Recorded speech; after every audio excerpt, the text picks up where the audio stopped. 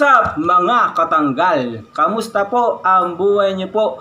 Welcome po ulit sa aking YouTube channel. First of all mga katanggal, ay marami pong salamat sa Diyos sa kanyang awa at tulong.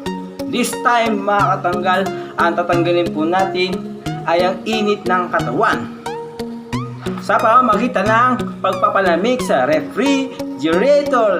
Yay! You hear me right. Tatanggalin po natin ang init ng katawan sa pamamagitan ng pagpapalamig sa refrigerator. Yay! Yay! Yay! You hear me right, you hear me left. So far so good. Okay, let's try. Here we go. Okay. Look at that. As you can see, we have a refrigerator. Look at that. Okay, let's try. Watch and learn. Wow. Wow. So cool. So fresh. So fresh. So cool. As you can see, may ano ba? Pwede lagay sa ulo. Sige. Lamixi. Super lamixi. Pang ito, kapalamig. So far so good mga katanggal. Thanks for watching. Wait, there's more. Okay, look at that. Yeah, as you can see,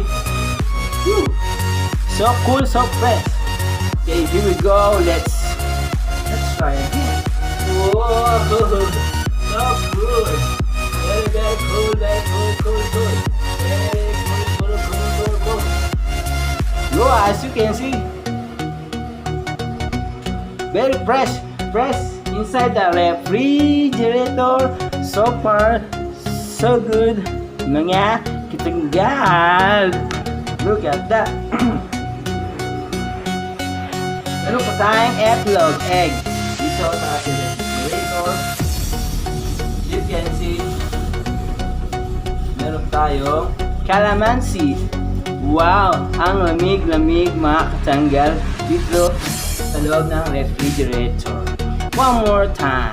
Let's try again.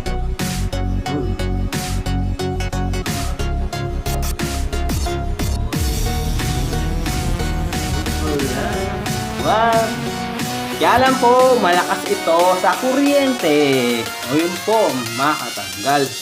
Mga katanggal, papaalam na po ako. Kasi po, malakas po ito sa kuryente. Kasarado ko na. I'm gonna close the refrigerator. As you can see, like this and like that. Close the refrigerator.